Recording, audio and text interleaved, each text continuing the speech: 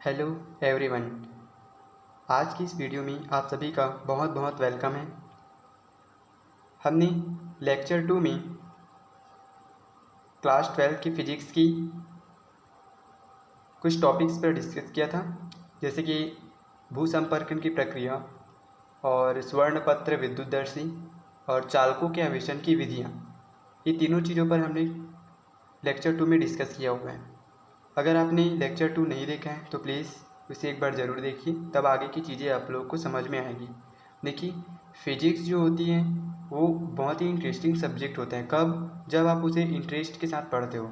और वो इंटरेस्ट कब आता है? जब आप टॉपिक वाइज चीज़ों को समझते हो, बेसिक से समझते हो। ठीक है, अगर आप बीच से कहीं से भी आप पढ़ोगे तो चीज़ें उतना क्लियर नहीं होता जितना कि आप इंट्रो एलिमेंट्री से आप पढ़ते आओगे तो बहुत अच्छे से क्लियर होता है। ठीक है, और जैसे कि मैं अपने हर वीडियो में बताता हूँ कि फ़िज़िक्स जो है अपने दैनिक जीवन में जो चीज़ें एग्जाम्पल्स आप देखते हो ना, वही चीज़ आप क्या करोगे फिजिक्स में बहुत अच्छे तरीके से पढ़ोगे और आप लोगों को ये चीज़ें जान कर क्या होगी, बहुत ही मज़ा आएगा। ठीक ना, तो चलिए आज की वीडियो हम स्टार्ट करते हैं। आज हम पढ़ने वाले थे विद्युत आवेश के मूल गुण को। ठीक ना, ये विद्युत आवेश के मूल गुण को हमें आज पढ़ने वाले थे। ठीक है, ठीक, तो स्टार्ट करते हैं। ठीक, विद्युत आवेश की मूल गुण क्या चीज़ है? तो सबसे पहले तो विद्युत आवेश समझ में आ गया था आपको, विद्युत आवेश होता क्या है। ठीक है, चलिए, आवेश मुख्यतः क्या होते हैं? दो प्रकार के होते हैं। कौन कौन से? धनावेश और एक क्या होते हैं? ऋणावेश होते हैं। ठीक है, यदि आवेशित वस्तुओं का आकार उनकी मध्य की दूरी की तुलना में बहुत कम होता है तो हम उन्हें बिंदु आवेश कहते हैं। ध्यान से समझिएगा क्या बोल रहे हैं। ठीक ना, यदि आवेशित वस्तुओं का आकार, ठीक है, यदि आवेशित वस्तुओं का आकार मतलब डेफिनेटली क्या होगा, आपके पास दो मान लो क्या चीज़ है, आवेशित वस्तु है। ठीक ना, अगर उनकी आकार जो है उनकी बीच की दूरी की तुलना में बहुत कम है तो हम उनको क्या बोलेंगे? बिंदु आवेश कहेंगे। जैसे कि अगर मान लो यहाँ पर क्या चीज़ है, एक वस्तु है इतना बड़ा, ठीक है, दूसरा वस्तु मान लो क्या चीज़ है आपका, इतना बड़ा है, ऐसे। ठीक है, ये है आपके पास, दोनों बराबर है लगभग लगभग। ठीक ना, और ये दोनों के बीच की दूरी है। ठीक है, ये यहाँ पर ये मानकर चलो कि इसकी जो दोनों की दूरी है वो बहुत अधिक है। ठीक है, तो क्या होगा, यहाँ पर देखो, दो जो आवेशित वस्तु हैं उनकी जो आकार है इस दूरी की तुलना में क्या चीज़ है, छोटा लग रहा है। जैसे इसको आप एग्जाम्पल से और समझ सकते हो, जैसे कि अगर आप एक बहुत बड़ी रेलगाड़ी है, ठीक ना, रेलगाड़ी है, आप एक स्टेशन से दूसरे स्टेशन तक पहुंचा हो अगर ट्रेन, तो उसके बीच की जो दूरी के सापेक्ष वो जो ट्रेन है वो क्या लगेगा आपको, बिंदु वस्तु की तरह दिखाई देगा। यहाँ पर ये वस्तु की तरह होगा। ठीक ना, लेकिन हम यहाँ पर बात किसी करें आवेशित वस्तुओं की। ठीक है, थोड़ा सी डिफरेंस है। ठीक ना, इसमें वस्तुओं की बात हो रही है, उसमें सिर्फ एक वस्तु के बाद, जैसे आप 11वीं में पढ़े होंगे बिंदु वस्तु किसे कहते हैं करके, उसके एग्जाम्पल में बताया रेलगाड़ी वाला। ठीक है, ये हो गया। यहाँ पर ये आवेशित वस्तु है तो यहाँ पर दो क्या चीज़ है आपका, दो वस्तु होगा। ठीक ना, जिसकी बीच की दूरी क्या होगी, उसकी आकार की तुलना में बहुत बड़ा होगा दूरी जो है वो, तब हम उस वस्तु को क्या बोलेंगे, बिंदु आवेश कहेंगे। इतना क्लियर हो गया? ठीक है, जैसे एकदम छोटे छोटे देखो, यहाँ पर आपके पास सॉरी ना, चलो, यहाँ पर ये आपका एक आवेशित वस्तु है, ये दूसरी आवेशित वस्तु है। अब आपको क्लियर हो जाएगा, और इनके बीच की दूरी बहुत ही ज़्यादा है। ठीक ना, तो ये दूरी के सापेक्ष ये जो वस्तु है, ये वाली और ये वाली, दोनों कैसे दिख रहे हैं, छोटा दिख रहा है कि नहीं दिख रहा है, तो हम इसको बिंदु के रूप मान सकते हैं, जो दूरी के सापेक्ष। ठीक, तो इसको हम बोलेंगे क्या चीज़, बिंदु आवेश बोलेंगे। बात यहाँ तक कि क्लियर हो गई? ठीक, चलिए आगे बढ़ते हैं। ओके, हाँ, ये यहाँ पर एक और है क्या, यह माना जाता है कि वस्तु का जो संपूर्ण आवेश होता है वो आकाश में क्या चीज़ है, एक बिंदु पर केंद्रित होता है। आकाश बोलने से क्या होता है, वायुमंडल। ठीक ना, ये जो हवा है, ठीक, उसको क्या बोलेंगे हम, आकाश बोलते हैं यहाँ पर। ठीक है, तो यहाँ पर ये बोल रहे हैं क्या कि वस्तु का जो संपूर्ण आवेश होता है वो क्या होता है आपका, आकाश में एक बिंदु पर क्या होते हैं, केंद्रित होते हैं, ऐसा मानकर चलते हैं। ठीक ना, माना जाता है। ठीक, अब हम देखेंगे मेन हमें क्या पढ़ना है, आवेश के मूल गुण पढ़ना है। ठीक ना, यहाँ पर बिंदु वस्तु आपका, बिंदु आवेश आपको बहुत अच्छे से समझ में आ गया।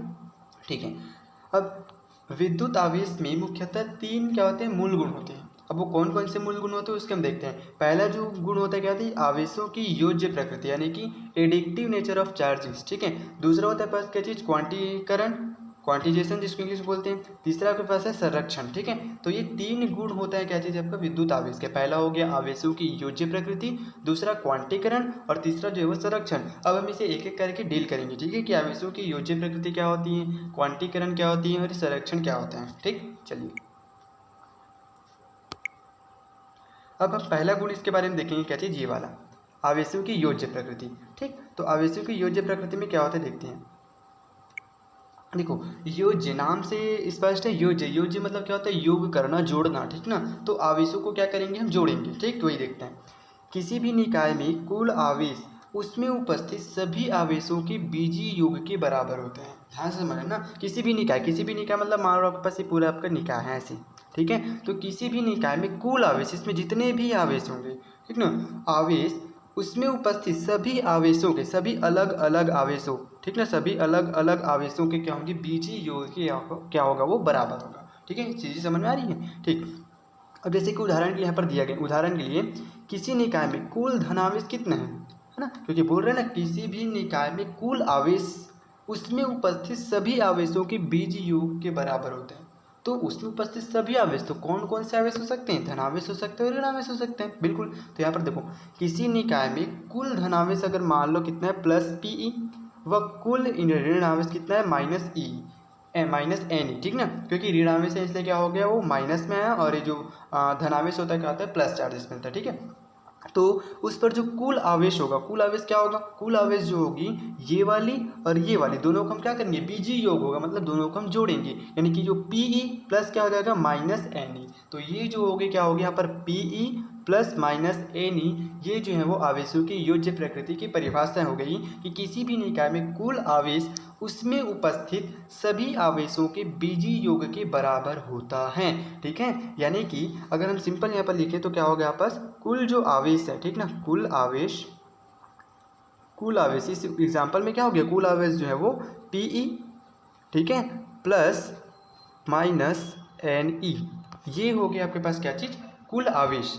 आई बात समझ में। ठीक है, चलिए ठीक, आगे देखते हैं। हाँ, ये हो गया आपका P E plus minus N E. ठीक है, यहाँ हम क्या कर सकते हैं, यहाँ से देखो, यहाँ पर भी क्या है आपका ई है, यहाँ पर भी क्या है आपका ई है, तो ई और ई दोनों को कॉमन निकालिए तो क्या बचा इसके पास, देखो ई निकल गया तो क्या बचा इसके पास, पी बचा हुआ है, और यहाँ से ई निकल गया तो यहाँ पास क्या बचा है, माइनस एन बचे हुए, दिन पी माइनस एन, और ब्रैकेट के बाहर में क्या बच गया, ई बच गया। ठीक है, अब जहाँ पर जो P माइनस एन जो दिख रहे हैं वो क्या चीज़ है, धनावेश की ऋणावेश पर अधिकता को प्रदर्शित करता है। इस चीज़ों को समझो थोड़ा ना, धनावेश क्या है आपका, ये P मतलब होता है प्रोटॉन, एन हो गया आपके पास क्या चीज़, और माइनस में है क्या हो गया, वो इलेक्ट्रॉन को वो कर रहा है, ठीक ना, शो कर रहा है नहीं, इलेक्ट्रॉन तो ई हो गया, ये होता है पास क्या चीज़, एन क्या चीज़ है आपका, नंबर, नंबर जैसे 1 2 3 वाला। ठीक है, तो ये क्या बता रहा है आपका, पी जो है वो प्रोटॉन को बताता है, प्रोटॉन क्या होता है, हमेशा धनावेश होता है, तो यहाँ पर धनावेश की जो है ऋणावेश पर अधिकता को क्या करे, प्रदर्शित करता है पी माइनस इन। अब यहाँ पर थोड़ा ध्यान से समझना इस चीज़ को, है ना, यहाँ पर थोड़ा सा आपको समझने लायक है, ये वाली देखो, यदि P is greater than N होगा तो पदार्थ धनावेशित होगा, और P is less than N होगा तो पदार्थ क्या होगा, ऋणावेशित होगा। अब यहाँ पे इसको थोड़ा सा समझने की कोशिश करो। ठीक है, यहाँ पास ये वाली, ठीक है, अगर P is greater than N, मतलब इस माइनस एन जो है अगर उससे बड़ा है क्या चीज़ आपका ये P, ठीक ना, तो ये क्या होगा, पूरा आंसर किस में होगा, प्लस में ही होगा, है ना। कैसे होगा, जैसे मान लो आपके पास P की वैल्यू कितना है, मान लेते हैं P की जो वैल्यू है वो कितनी है, 3 है, और जो n की वैल्यू कितनी है, 1 है। तो यहाँ पर देखो, अगर हम 3 माइनस 1 करेंगे तो क्या मिलेगा आपको, 2 प्लस में मिलेगा, है ना, तो डेफिनेटली, तो अगर P is greater then n होगा तो जो पदार्थ होगी वो क्या होगी, धनावेशित होगा, लेकिन अगर P is less than N होगा, मतलब एन भी ऋणात्मक में है और ये भी क्या हो जाएगा, उससे लेस देन, यानी कि ये भी क्या होगा आपका, ऋणात्मक में होगा, तो आंसर किस में आएगा, ऋणात्मक में आएगा, इसलिए पदार्थ क्या होगा, ऋणावेशित होगा। आई बात क्लियर। ठीक, ठीक है, तो अब हम आगे बढ़ते। ठीक है, एक मिनट बस इरेज कर लेते इसको। ठीक, अब हम देखते हैं दूसरा गुण। ये सब पहला गुण समझ में आया, आवेशों की योज्य प्रकृति है। योज्य प्रकृति मतलब योग करना है ना, किसी भी निकाय में कुल आवेश जो है वो उसमें उपस्थित सभी आवेशों के क्या होते हैं, बीजीय योग के बराबर होते हैं। एग्जाम्पल से आपको समझ में आ गया। ठीक है, जैसे कुल धनावेश है और कुल ऋणावेश है। ठीक है, तो उस निकाय में जो कुल आवेश होगा वो कुल धनावेश और कुल ऋणावेश के योग के क्या होगा, बराबर होगा। चीज़ें क्लियर हो रही है। ठीक है, अब हम आगे बढ़ते हैं, दूसरे गुण में आते हैं, क्वांटीकरण के गुण। ठीक है, क्वांटीकरण के गुण को समझते हैं।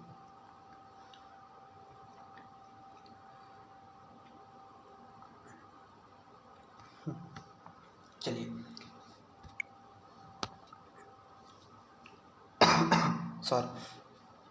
क्वांटीकरण प्रयोगों द्वारा ज्ञात हुआ है कि प्रकृति में किसी भी वस्तु पर जो कम से कम मात्रा में आवेश पाए जाते हैं वह एक इलेक्ट्रॉन या एक प्रोटॉन के आवेश के बराबर होते हैं।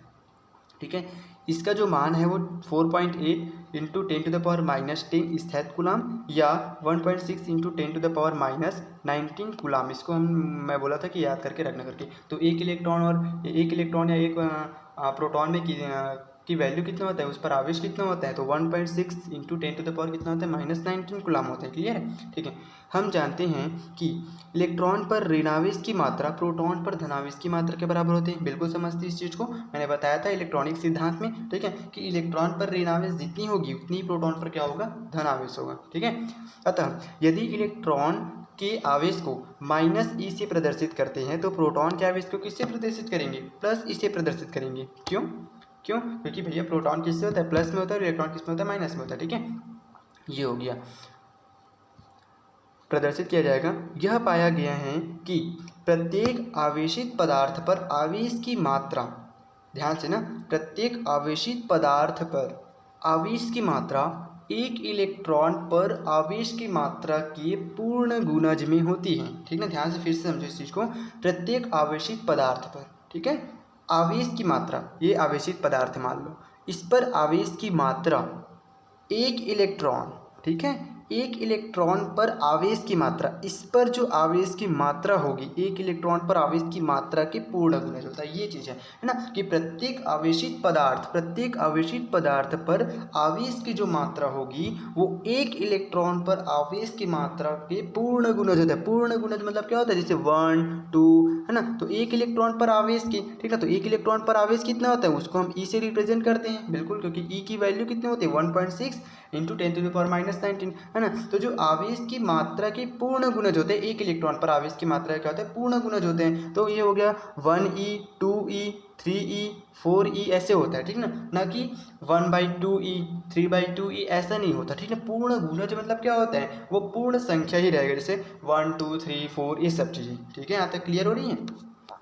ठीक है, आई होप यू आप लोग को समझ में आ रहा होगा। ठीक ना, चलिए अब आगे बढ़ते इसी को जस्ट और समझते। ठीक ना, यहाँ तक समझ में आ गया। यहाँ पे क्या है, मेन ये वाली, ठीक ना, कि प्रत्येक आवेशित जो वस्तु है, यहाँ बस ये मेन है। ठीक ना, कि जो प्रत्येक आवेशित वस्तु है वो पदार्थ पर आवेश की मात्रा, मतलब प्रत्येक आवेशित वस्तु पर आवेश की जो मात्रा है वो एक इलेक्ट्रॉन पर आवेश की मात्रा के क्या होता है, पूर्ण गुणज होता है। इसका आपको थोड़ा सा ध्यान रखना। ठीक है, चलिए अब हम थोड़ा से और इसको डिटेल में समझते हैं। ठीक ना, ये वाली, हाँ, अतः किसी आवेशित पदार्थ पर जो आवेश की मात्रा होती है इससे रिप्रेजेंट करेंगे, Q is equals to plus minus e से। ठीक है, ये होता है प्लस माइनस एन ई से। ठीक है, जहाँ पर एन जो है क्या चीज़ है आपका, एन जो है वो 1 2 3 है, ये सब चीज़ें हैं। ठीक है, इस तरह से मतलब किसी भी पदार्थ पर, किसी भी आवेशित पदार्थ पर जो आवेश की मात्रा होगी वो क्या होगी आपका, Q is equal to plus minus N E. क्यों? क्योंकि हमने अभी देखा क्या कि प्रत्येक आवेशित पदार्थ पर, है ना, जो आवेश की मात्रा होती है वो एक इलेक्ट्रॉन पर आवेश की मात्रा के क्या होते हैं, पूर्ण गुणज होते हैं। तो एन ई जहाँ पर आया हुआ है वहाँ एन क्या चीज़ है आपका, 1 2 3, तो यहाँ पर रखते जाओ तो क्या होगा, ई आएगा, 1 रखेंगे तो ई आएगा, 2 रखेंगे तो 2e आएगा, 3 रखेंगे तो क्या आएगा आपका, 3e आएगा। तो पूर्ण गुणज होता है। ठीक है, चलो इसी प्रकार किसी आवेशित पदार्थ पर आवेश सदैव ई के क्या होंगे, पूर्ण गुणज होंगे, जैसे कि आपने अभी बताया, जैसे आपके पास ई 2e 3e 4e 5e ये पूर्ण गुणज होते हैं, ना कि इस भिन्न की जैसा 3/2 5/2 7/2 की जैसा नहीं होता। ठीक, तो यही जो है क्या चीज़ है आपका, यही जो है वो आवेश का क्वांटीकरण कहलाता है। क्वांटीकरण की परिभाषा अब आके दिया हुआ है, उसको देखते हैं। ठीक है, यहाँ पर थोड़ा बहुत तो समझ में आ रहा है आपका, आ रहा होगा। ठीक है, अब देखो यहाँ पर स्पष्ट है कि विद्युत आवेश को अनिश्चित रूप से हम विभाजित नहीं कर सकते। ठीक है, क्या होते हैं, विद्युत आवेश को हम अनिश्चित रूप से विभाजित नहीं कर सकते, मतलब इस टाइप का हम नहीं लिख सकते हैं। ठीक है, तो विद्युत आवेश की इसी गुण को हम क्या बोलेंगे, विद्युत आवेश का क्वांटीकरण कहलाता है। क्वांटीकरण, ठीक ना, इसी गुण को, किस गुण को, कि हम आवेश को अनिश्चित रूप से विभाजित नहीं कर सकते, इस गुण को ही हम क्या बोलेंगे, विद्युत आवेश का क्वांटीकरण कहेंगे। आई बात समझ में? ठीक, थोड़ा सा आगे बढ़ते हैं। ठीक ना। तो ये चीज़ें और थोड़ा सा इसको समझो ना, ये वाले जो है वो इंपॉर्टेंट रहता है, छोटे छोटे क्वेश्चंस में ही आते हैं क्या, ये वाले कि जो ई है, ई आवेश की क्या चीज़ है, सबसे छोटी इकाई है, इसको हम क्या बोलते हैं, मूल आवेश कहते हैं। ठीक ना, इसको क्या बोलेंगे, मूल आवेश कहते हैं ई को। ठीक ना, ई क्या चीज़ है आपका, आवेश की सबसे छोटी इकाई होती है ई, उसको हम क्या बोलेंगे, मूल आवेश कहते हैं। है ना, ये हो गया। अब है ना, अब हम थोड़ा सा इसको देख लेते हैं कि क्वांटीकरण का कारण क्या होता है ना। देखो क्वांटीकरण का कारण क्या होता है, जैसे पूर्ण गुणज होता है करके बताया गया है ना, तो पूर्ण गुणज में ही क्या होता है ना, तो उसका कारण हम यहाँ पर देखेंगे। ठीक है, चलो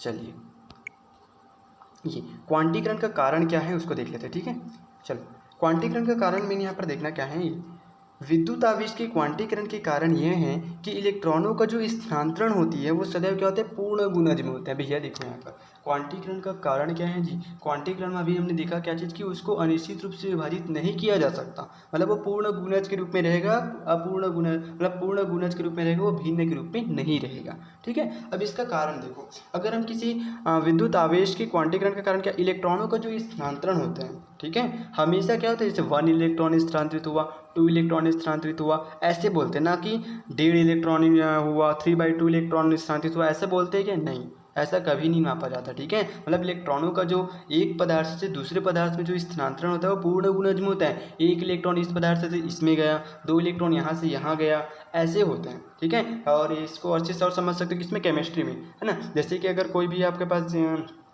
तत्व हैं, उसको अगर मान लो 3 इलेक्ट्रॉन की ज़रूरत है, तो वो 3 इलेक्ट्रॉन देंगे कोई दूसरा पदार्थ, उसको 1.5 इलेक्ट्रॉन या 2.5 इलेक्ट्रॉन ऐसे नहीं देता। ठीक है, तो ये बोल रहे हैं क्या, स्थानांतरण जो होती है वो क्या होती है आपका, पूर्ण गुणज में होती है। ठीक है, इतना समझ में आ गया। ठीक है, अब इसका मूल कारण आवेशों की उत्पत्ति की किसी भी प्रक्रिया में हमेशा एक वस्तु से दूसरे वस्तु पर केवल इलेक्ट्रॉनों के पूर्ण गुणज का ही स्थानांतरण होता है। किसी भी प्रक्रिया में आवेश चाहे घर्षण से जाए या किसी भी से जाए, ठीक ना, वो अगर एक वस्तु से दूसरे वस्तु में जा रहे हैं तो हमेशा इलेक्ट्रॉन जो है पूर्ण गुणज में ही स्थानांतरण होता है, ना कि वो जो है वो भिन्न के रूप में नहीं होता। ठीक है, इस कारण से क्या होता है, मेरे क्वांटीकरण का यही कारण है। आई बात समझ में।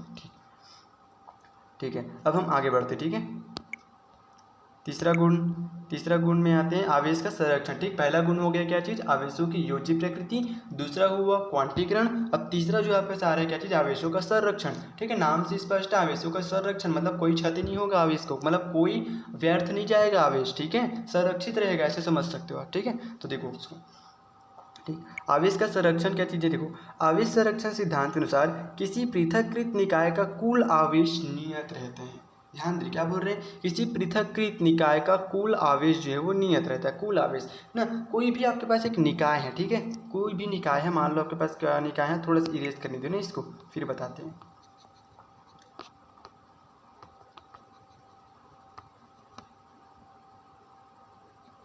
ठीक, यहाँ तक हो जाएगा।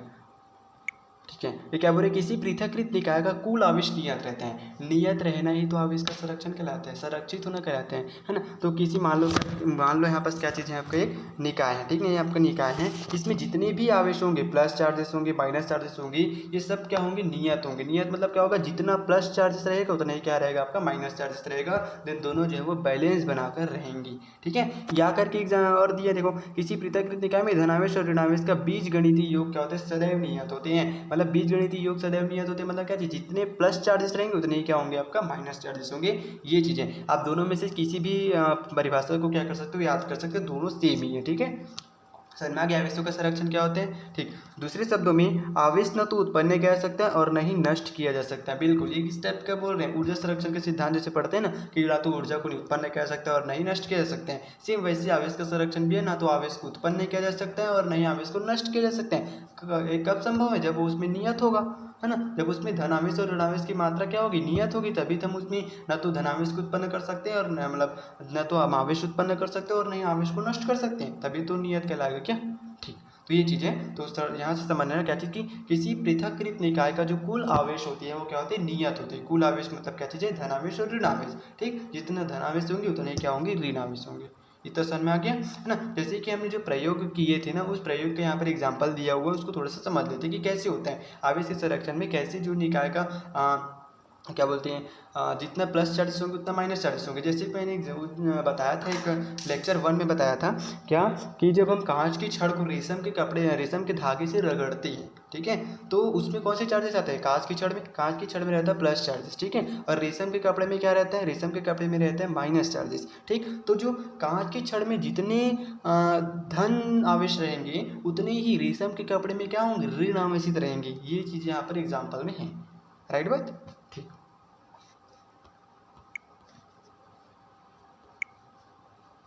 ये देखो उदाहरण के लिए, जब कांच की छड़ को रेशम के कपड़े से रगड़ा जाता है तो कांच की छड़ धनावेशित व रेशम के कपड़े रेशम जो क्या हो जाता है, ऋणावेशित हो जाता है।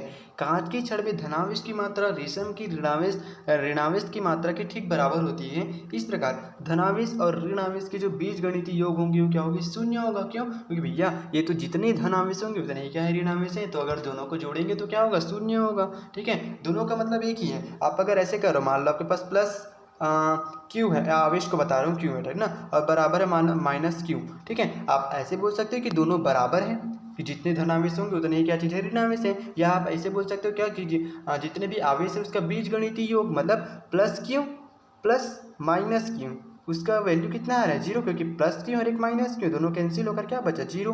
तो वही तो बचा रहे हैं यहाँ पर, ठीक। तो दोनों बोल सकते हो क्या, कि जितने प्लस चार्जेस रहेंगे उतने ही क्या होगी, ऋणावेशित वाला भी रहेगा, है ना। या फिर बोल सकते हैं क्या चीज़ की, दोनों की जो बीजगणितीय योग होंगी वो शून्य होगी, एक ही मतलब है, ठीक है। तो इतना समझ में आ गया, ठीक। एक बार और कर लेते हैं फिर से। किसी मतलब ये जो आवेश संरक्षण वाला क्या चीज़ है, किसी पृथकृत निकाय का जो कुल आवेश होता है क्या होता है, नियत होता है। यहाँ तक की बात आपको आई होप समझ में आ गया होगा, ठीक है। चलिए अब हम आगे बढ़ते हैं, ठीक। तो आवेश के मूल गुण समझ में आ गया, ठीक है। अब यहाँ पर न्यूमेरिकल्स क्वेश्चन दिए हैं, ठीक ना। न्यूमेरिकल क्वेश्चंस को हम चैप्टर ख़त्म होने के बाद करेंगे, ठीक है। ये चैप्टर जो है वो कंप्लीट होगा, उसके बाद हम न्यूमेरिकल क्वेश्चन जो इंपॉर्टेंट क्वेश्चन है उसको मैं करा दूँगा, ठीक है ना, ठीक। अब हम अभी जो कोर्स में है मतलब वो चीज़ें पढ़ते हैं, ठीक ना, टॉपिक को पढ़ते हैं अभी। बाकी जो न्यूमेरिकल जो एग्जाम्पल्स दिए हुए हैं उसको मैं करा दूँगा चैप्टर्स कंप्लीट होने के बाद, ठीक। हाँ, अब हम नेक्स्ट जो टॉपिक आ रहा है हमारे पास, कूलाम का नियम। क्या आता है, कूलाम्स लॉ, ठीक ना, ये आता है, परीक्षा की दृष्टि से ये भी इम्पोर्टेंट है, ठीक ना। कूलाम का नियम समझाइए करके आते हैं, ठीक। हाँ, ये बिंदु आवेश जस्ट हमने अभी पढ़ा था, है ना, वही बिंदु आवेश है कि यदि दो आवेशित पिंडों की जो विमाएँ हैं उनकी बीच की दूरी की तुलना में क्या होगी, नगण्य होगी, तो उन आवेशों को हम क्या बोलेंगे, बिंदु आवेश बोलेंगे। विमाएँ मतलब क्या होते हैं, उसकी आकार, ठीक ना, उनके आकार अगर क्या चीज़ है, उनके बीच की दूरी में क्या होगी, बीच की दूरी की तुलना में अगर नगण्य है तो उन आवेशों को हम क्या बोलेंगे, बिंदु आवेश बोलेंगे। जस्ट हमने अभी किया है इस चीज़ को, ठीक है, ठीक है। अब हम थोड़ा सा इसको देखते हैं, कूलाम का नियम क्या कहते हैं, ठीक है, थोड़ा से पढ़ते हैं, है ना, तो समझ में आएगा। देखो, सन 1785 में फ्रांसीसी भौतिक शास्त्री चार्ल्स ऑगस्टीन कूलाम ने एंटन तुलना के प्रयोग द्वारा बिंदु आवेश, नाम याद रखना यहाँ पर जो कूलाम्स लॉ यूज होता है किसमें, बिंदु आवेश के लिए, ठीक ना। तो एंटन तुलना के प्रयोग द्वारा बिंदु आवेशों के मध्य लगने वाले बल का मान ज्ञात किया और उन्होंने एक नियम प्रतिपादन किया जिन्हें कूलाम का नियम या कूलाम का व्युत्क्रम वर्ग का नियम कहते हैं, ठीक है। अब इस नियम के अनुसार क्या है उसको देख लेते हैं, ठीक है। याद रखना, जो कूलाम का नियम होता है वो बिंदु आवेश मेन होता है। अगर आप परिभाषा में उसकी सब स्टेटमेंट तो लिख लिए, अगर बिंदु आवेश नहीं लिखी तो मार्क्स कटेंगे, ठीक ना, क्योंकि ये जो है वो लागू होगा सिर्फ बिंदु आवेशों के लिए, ठीक है। चलिए अब इसके जो मेन अब परिभाषा है उस पर आते हैं, ठीक ना। तो इस नियम के अनुसार क्या होता है इसको देखो, ठीक।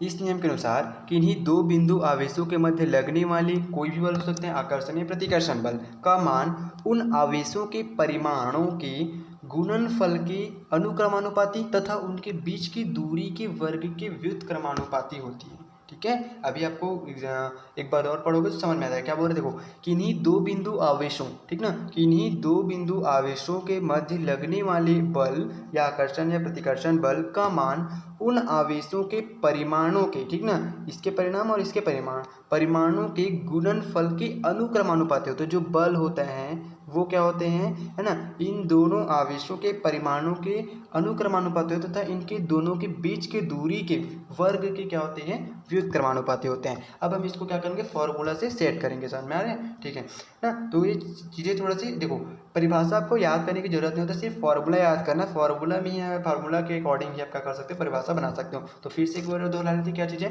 किन्हीं दो बिंदु आवेशों के मध्य ना, किन्हीं दो, जस्ट आप पढ़ते हो ना तो थोड़ा इमेजिन करते करते पढ़ोगे, समझ में आएगा ना। किन्हीं दो बिंदु आवेशों के मध्य लगने वाले जो आकर्षण बल हो सकता है, प्रतिकर्षण बल ना, का मान उन आवेशों के परिमाणों के गुणनफल के व्युत्क्रमानुपाती होता है तथा दोनों आवेशों के बीच की दूरी के वर्ग के क्या होते हैं, व्युत्क्रमानुपाती होते हैं, ठीक है। और यहाँ पर एक गुण है क्या, कि जो यह बल है वो दोनों आवेशों को मिलाने वाली रेखा के अनुदिश क्या करते हैं, कार्य करते हैं।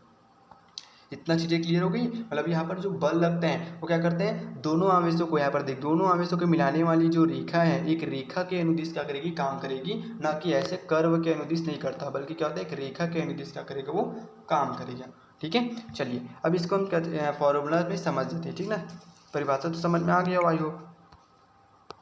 चलिए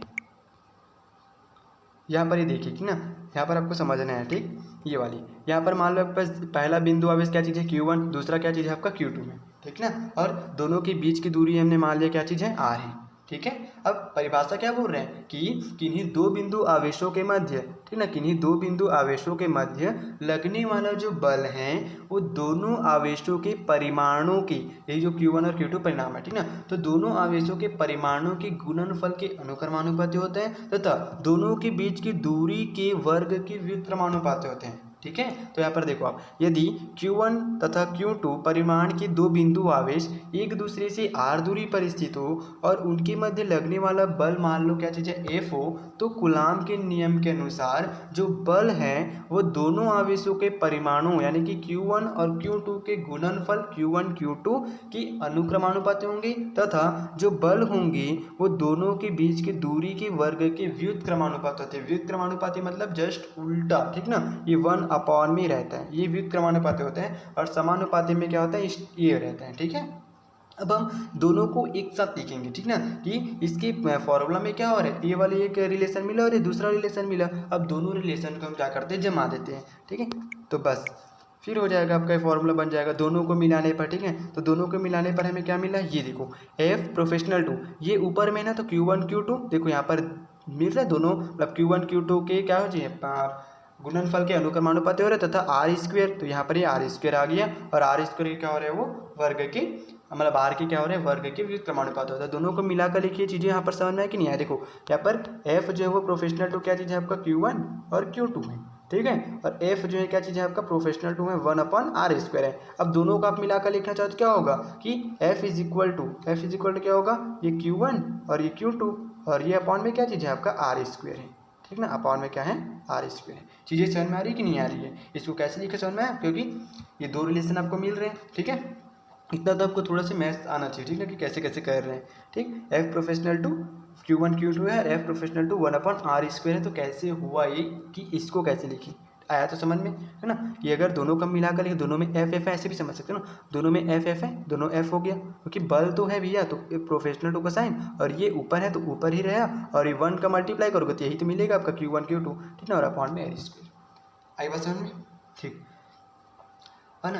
अब यहाँ पर देख, हम जानते हैं क्या, जो समानुपाती का जो साइन है उसको हटाने पर हमें एक नियतांक लेना पड़ता है, ठीक है। तो यहाँ पर देखो, यहाँ पर समानुपाती का चिन्ह हटाकर क्या कर रहे हैं, थोड़ा सा इसको इरेज कर लेते हैं, ठीक है। हाँ, ये समानुपाती का साइन हटाकर हमने क्या किया कि एक नियतांक लिया, जहाँ पर जो k है क्या चीज़ है, एक अनुपातिक नियतांक है, जिसका मान दोनों आवेशों के बीच के माध्यम तथा मापन की पद्धति पर निर्भर करते हैं। चीज़ों को देखना ना, आवेशों की क्या चीज़ है, बीच माध्यम क्या चीज़ है ना, तथा मापन की पद्धति क्या है, किस टाइप को इसकी दूरी को माप रहे हैं, इस पर क्या करता है, वो निर्भर करता है, ठीक है। अब हम क्या करेंगे इस बल का, ठीक ना, हम क्या करेंगे, मात्रक देखेंगे, ठीक है, इसकी मात्रक। आई होप यू आपको कूलाम का नियम समझ में आया होगा, एक बार और रिपीट कर रहा हूँ, कूलाम का नियम क्या चीज़ है। अब आप क्या करोगे, इस फॉर्मूला को याद रखोगे, इस फॉर्मूला को, ये वाली फॉर्मूला को, ठीक ना, एफ इज इक्वल टू क्या चीज़ है, कि Q1 Q2 अपॉन r², यही क्या चीज़ है आपका, क्या चीज़ है, कूलाम का नियम है। अब इसी की यहाँ यही से हम क्या करेंगे, परिभाषा को बनाएंगे, चलो, है ना। तो कूलाम के नियम के अनुसार किन्हीं दो बिंदु आवेशों के मध्य लगने वाला बल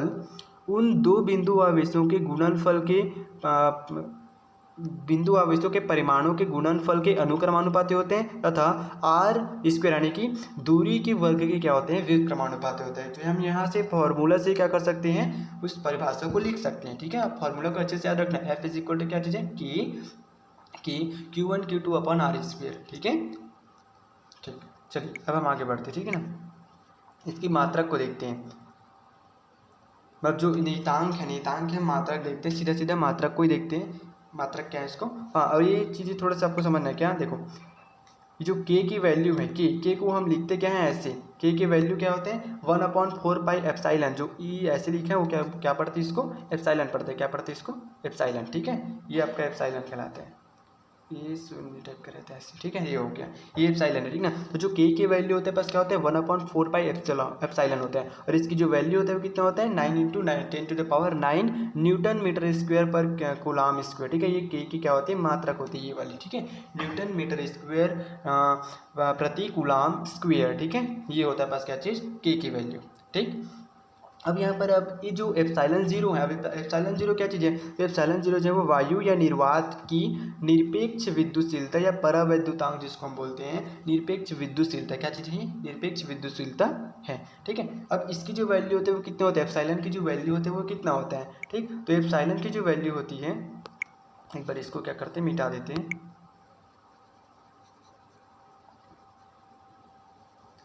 ठीक, एप्सिलॉन की जो वैल्यू होता है वो कितना होता है, देखो k की जो वैल्यू कितना होता है 1/4 पाई एप्सिलॉन। ठीक है, एप्सिलॉन है ना, और इसके मान कितने होते हैं 9 × 10⁻9 न्यूटन मीटर स्क्वायर पर कूलाम स्क्वायर। ठीक है, अब हम देखेंगे एप्सिलॉन का मान कितना होता है, एप्सिलॉन का मान कितना होता है देखते हैं। ठीक है, ये देखिए एप्सिलॉन का मान होता है 8.854 × 10⁻⁻ कितना है -12 coulomb square newton metre square. दोनों की जो क्या बोलते हैं इसको, मात्रक है जस्ट उल्टा है। एक का याद रखोगे तो दूसरे का मात्रक याद हो जाएगा। ठीक ना, के का मात्रक क्या आ रहा था, न्यूटन मीटर स्क्वायर प्रति कूलाम स्क्वायर, और एप्सिलॉन का मात्रक क्या आ रहा है, एप्सिलॉन का मात्रक आ रहा है कूलाम स्क्वायर प्रति न्यूटन मीटर स्क्वायर, जस्ट ऊपर नीचे हुआ। ठीक है, वैल्यूज याद रखना क्या चीज़ है, एप्सिलॉन का मान जो है वो 8.854 × 10⁻⁻ क्या है -12 है। ठीक ना, इतना याद रखना। आई बात समझ में। हाँ, तो अब जो है क्या चीज़ है, आपका जो न्यूटन कूलाम का जो नियम है वो क्या हो गया, ये वाली F इज इक्वल्स टू 1/, जो k की जगह होगी, k की जगह क्या होगी उसकी वैल्यू। ठीक ना, तो 1/4 पाई एप्सिलॉन है ना, और Q1 Q2 upon R square. तो ये मेन फॉर्मूला है जिसको आपको क्या करनी है, याद रखना है। ठीक ना, तो अगर क्योंकि यहाँ पर यूज़ होने वाला है। ठीक, आगे जितने भी हम न्यूमेरिकल्स मतलब बनाएंगे, ठीक ना, करेंगे, है ना, तो उसमें ये फॉर्मूला सब यूज़ होंगे। ठीक है, इसलिए आपको ये फॉर्मूला याद रखनी है, F is equal to 1/4 pi epsilon Q1 Q2 upon R square. ये चीज़ें आपको याद रखनी है। आई बात समझ में। ठीक, ठीक है, तो चलिए आगे बढ़ते हैं, थोड़ा सा इसको इरेज कर लेते हैं। चलिए अब आगे बढ़ते हैं। ठीक ना, हाँ, उसके बाद इधर CGS पद्धति में मात्रक को देख लेना। ठीक है, मात्रक को CGS पद्धति में मात्रक देख लेना, और इधर जो आपका क्या चीज़ है, ये एकांक आवेश, हाँ एकांक आवेश को हाँ बता देता हूँ। ठीक ना, इधर CGS पद्धति में देख लेना, बाकी आपका यहाँ तक SI पद्धति में ही ठीक है। ठीक, अब इसको देखो थोड़ा से यहाँ पर आ जाओ। ठीक ना, ये एकांक आवेश क्या होता है, एकांक आवेश। ठीक ना, इस परिभाषा को याद रखना क्योंकि परिभाषाएं आती है इसमें। ठीक ना, एकांक आवेश किसे कहते हैं करके, तो देखो यदि समान परिमाण के दो सजातीय आवेश वायु या निर्वात में 1 मीटर की दूरी पर स्थित होने पर एक दूसरे को 9 × 10⁻9 न्यूटन के बल से प्रतिकर्षित करें, तो जो प्रत्येक आवेश है वो क्या कहलाता है, एकांक आवेश कहलाता है। समझ में आ रहा है, दो सजातीय आवेश समान परिमाण के होंगे। ठीक ना, जितना एक आवेश होंगे सेम उतने ही परिमाण के दूसरे आवेश भी होंगे और दोनों समान होंगे। ठीक ना, तो जब दो समान परिमाण के सजातीय आवेश वायु या निर्वात में 1 मीटर की दूरी पर स्थित होने पर, ठीक ना, मान लेते हैं वायु या निर्वात में दो समान परिमाण के क्या चीज़ें हैं आपका, है ना, सजातीय आवेश जो है वो 1 मीटर की दूरी पर, इसकी मीटर दूरी कितनी है, 1 मीटर की दूरी पर स्थित हो, तो एक दूसरे को अगर ये 9 × 10⁻9 न्यूटन बल से प्रतिकर्षित करे, प्रतिकर्षित करेंगे ना भैया, क्योंकि समान मतलब सजातीय आवेश है, तो सजातीय आवेश मतलब क्या चीज़ है, प्रतिकर्षित करेगी, है ना। तो अगर ये 9 × 10⁻⁹ न्यूटन के बल से प्रतिकर्षित करे तो जो प्रत्येक आवेश है, ये वाली आवेश और ये वाली आवेश, ये दोनों आवेश जो है क्या कहलाएंगी, एकांक आवेश कहलाएंगी। तो आई बात समझ में, फिर से एक बार, ठीक ना। यदि समान परिमाण के दो सजातीय आवेश वायु या निर्वात में 1 मीटर की दूरी पर स्थित हो और यदि दोनों जो है वो एक दूसरे को 9 × 10⁻⁹ न्यूटन बल से क्या करें, प्रतिकर्षित करें, तो जो प्रत्येक आवेश है वो क्या कहलाती है, एकांक आवेश कहलाती है। ठीक है। आवेश के जो मात्रक को क्या बोलते हैं, कूलाम कहते हैं। हम जस्ट पिछले वीडियो में हमने बताया था, है ना, कि आवेश का मात्रक क्या होता है, कूलाम होता है। इस पद्धति में आवेश का मात्रक कूलाम, इसे हम किससे रिप्रेजेंट करेंगे, सी से रिप्रेजेंट करेंगे, ठीक ना, सी से रिप्रेजेंट करेंगे। आई बात समझ में, ठीक है। और माइक्रो कूलाम होते हैं, ठीक। देखो कूलाम जो है क्या चीज़ है आपका, कूलाम जो है वो आवेश का बड़ा मात्रक है। कूलाम क्या है, आवेश का बड़ा मात्रक है। अतः व्यवहार में छोटा मात्रक माइक्रो कूलाम का भी प्रयोग किया जाता है, ठीक ना। माइक्रो कूलाम को किससे रिप्रेजेंट करेंगे, म्यू और सी से, ये होता है, ठीक है, ये होता है माइक्रो कूलाम, ठीक है। तो जो एक माइक्रो कूलाम होता है वो कितने कूलाम के बराबर होता है, 10⁻⁻⁶ कूलाम के बराबर होता है, ठीक है। तो ये चीज़ें आपको याद रखनी है, ठीक। एक माइक्रो कूलाम में कितना कूलाम होता है, 10⁻⁻6 कूलाम होते हैं, ठीक। इतना आपको याद रखना है, ठीक है। तो याद तक समझ में आ गया, इसको इरेज कर लेते हैं अच्छे से, फिर आगे बढ़ते हैं। अब हम कूलाम के नियम की सीमाएं देखेंगे। आई होप जो आपको कूलाम के नियम एकदम क्लियर हो गया है, नो डाउट, ठीक ना। चलिए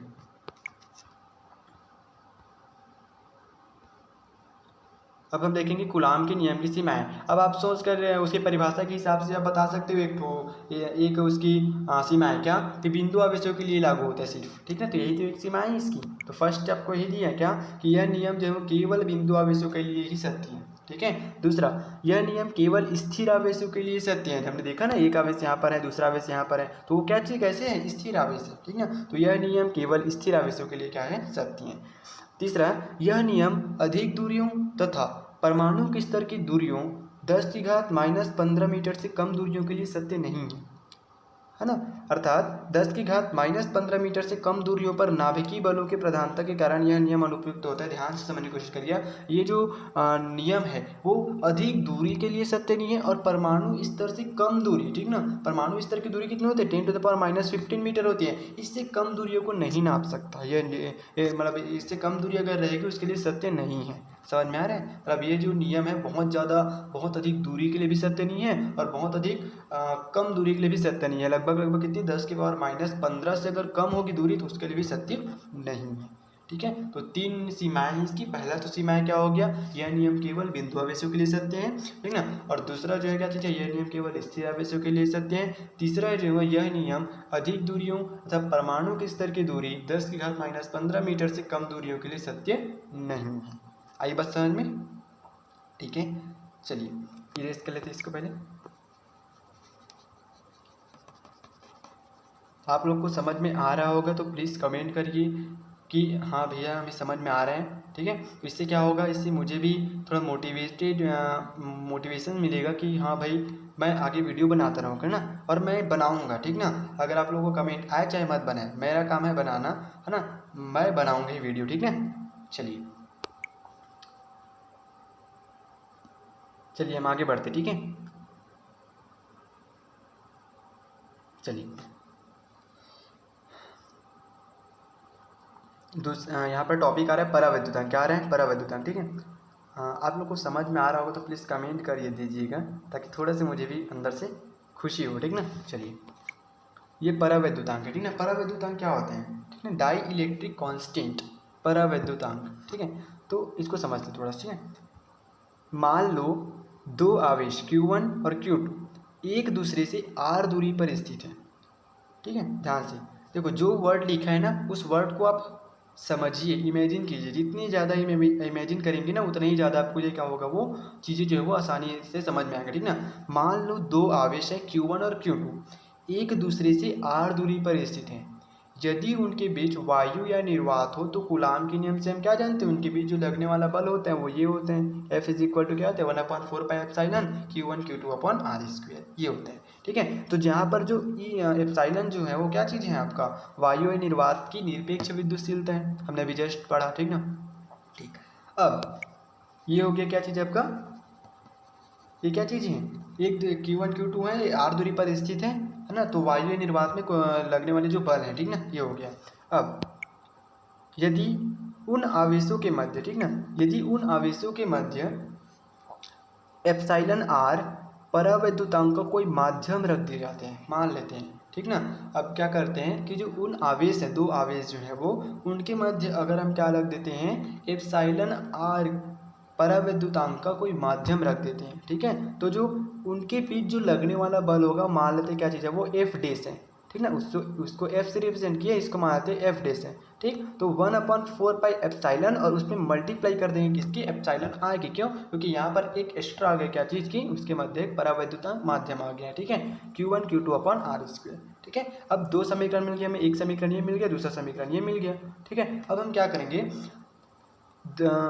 पहले समीकरण को दूसरे समीकरण से क्या कर देते हैं, डिवाइड कर देते हैं। तो डिवाइड करना है सिंपल, ठीक है। तो थोड़ा सा इरेज कर लेते हैं, उसके बाद मैं बताता हूँ, ठीक है, कैसे डिवाइड हो जाएगा उसका।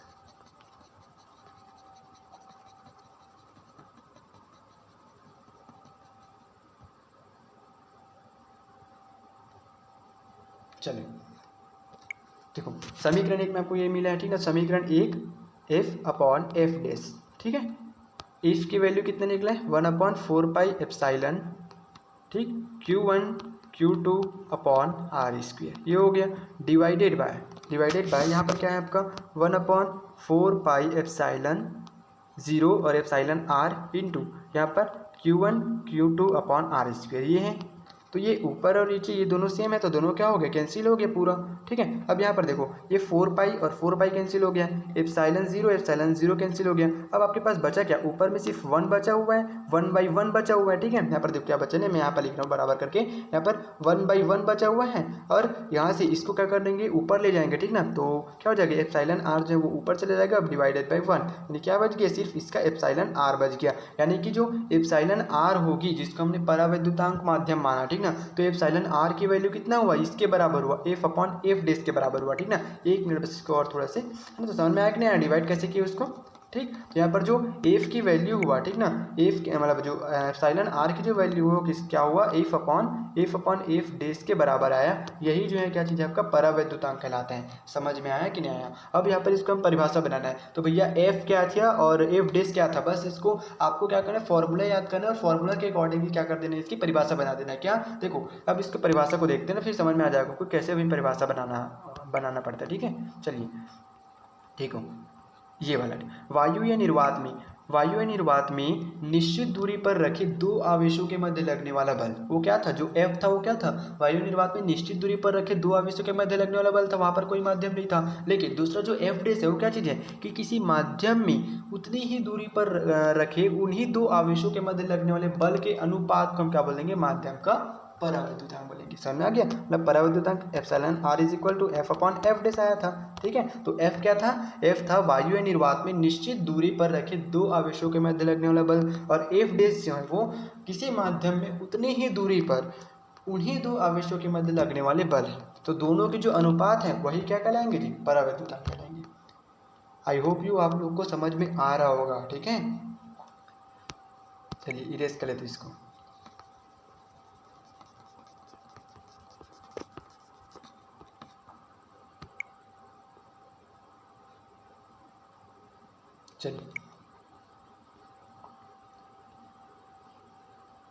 चलिए तो आज यहीं तक पढ़ते हैं, फिर कल के वीडियो में हम आगे जो है वो डिस्कस करेंगे, ठीक है।